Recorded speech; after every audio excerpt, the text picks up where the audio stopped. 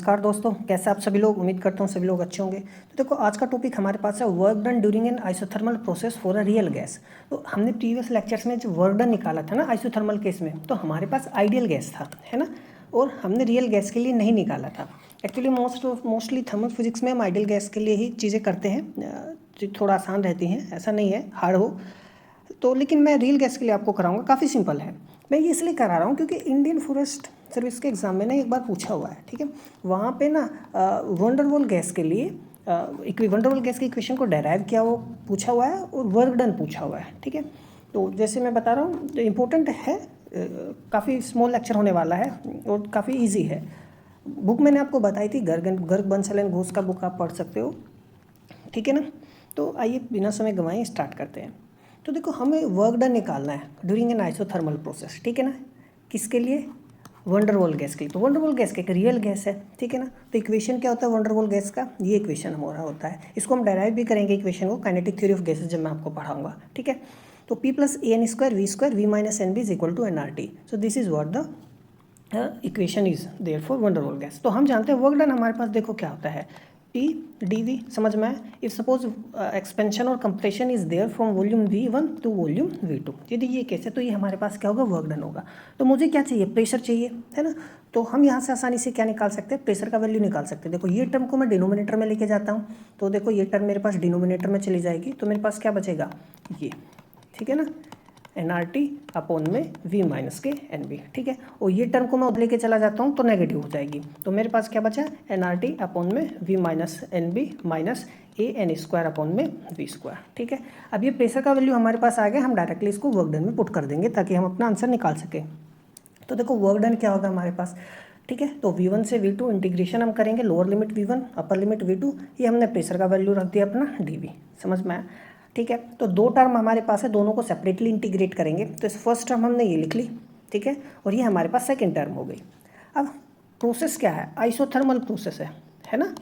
Isothermal process हमारे पास है तो टेम्परेचर कांस्टेंट होगा, तो NRT वाली टर्म पूरी की पूरी क्या आ सकती है, बाहर आ जाएगी। तो देखो NRT वाली टर्म पूरी बाहर आ गई, मेरे पास V माइनस NB बचा dV, ठीक है। AN² ये पूरा कांस्टेंट है, ये कांस्टेंट आ गया, V² मेरा अंदर बचा, ठीक है, इंटीग्रेशन के। अब ध्यान से देखो ये जो टर्म मेरे पास है ये क्या है, 1 अपॉन में V माइनस NB dV तो है, ठीक है। तो इस टर्म को 1 अपॉन x dx की तरह ही तो है। यदि आप V माइनस, ये क्या है, कांस्टेंट ही तो है। आप सपोज इसको x मान लोगे तो dV इज इक्वल टू क्या आ जाएगा, dx। तो आपके पास क्या बचा, 1 अपॉन में x dx ही तो बचा। तो आपके पास इंटीग्रेशन क्या आ गया, लोगरिथमिक x आ गया, ठीक है ना, समझ में आए। और x हमने क्या मान रखा था, V माइनस के NB मान रखा था, ठीक है ना, यही तो माना हुआ था। तो ये आ गया, और इंटीग्रेशन कहाँ से, V1 से V2 की तरफ हमने किया है, तो उसको मैं क्या लिख सकता हूँ, V2 माइनस के NB, समझ में आया, माइनस ln। अब V1 का वैल्यू रख दो, V1 माइनस के NB। अब देखो दो टर्म सब्ट्रैक्शन फॉर्म है, तो मैं इसको क्या लिख सकता हूँ, V2 माइनस के NB अपॉन में V1 माइनस के NB, ठीक है। तो आप इसको डायरेक्ट भी लिख सकते थे, इतना मैंने ज़्यादा आपको उसको खोल के समझा दिया, है ना, समझ में आई चीज़ें। क्योंकि देखो ये क्या है, ये 1 अपॉन x ही तो है एक तरीके से। 1 अपॉन x dx का क्या आता है, log x होता है, ठीक है। तो ये V2 आएगा, फिर एक बार V1 आएगा हमारे पास, सिंपली। इसी तरीके से 1 अपॉन में ये क्या लिखा हुआ है, 1 अपॉन में x² dx ही तो है, या मैं कहूँ x² माइनस 2 dx है।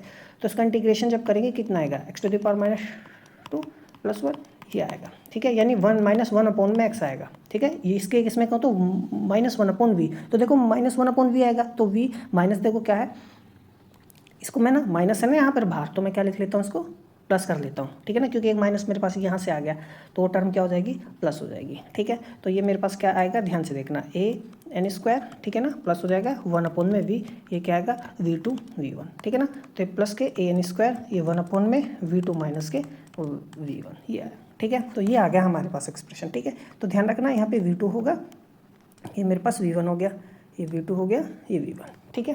कोई डाउट है? तो काफ़ी सिंपल है, कुछ भी कॉम्प्लिकेटेड नहीं है, आसानी से हम इस चीज़ को कर सकते हैं, ठीक है ना। तो ये हमारे पास पूरा क्या आ गया, वर्क डन आ गया, ठीक है। ये हमारे पास फाइनल एक्सप्रेशन है किसी भी रियल केस के लिए। तो काफ़ी सिंपल है चीज़ें निकालना, कुछ भी कॉम्प्लिकेटेड नहीं है। एग्जाम में आपको कोई भी इमेजिनरी गैस दे दे, कुछ भी दे दे कि ये कोई गैस है, ठीक है ना, या कोई सिस्टम है जिसका इक्वेशन ऑफ स्टेट ये है, आप उसके लिए वर्क डन निकालो। तो बस ये कुछ सिंपल प्रोसेस है, जिस तरीके से हमने आइसोथर्मल प्रोसेस के लिए, आइसोबैरिक प्रोसेस के लिए, आइसोकोरिक प्रोसेस के लिए, एडियाबैटिक प्रोसेस के लिए हमने निकाला है। बस आपको ध्यान देना प्रोसेस हमें कौन सा दिया हुआ है, ठीक है।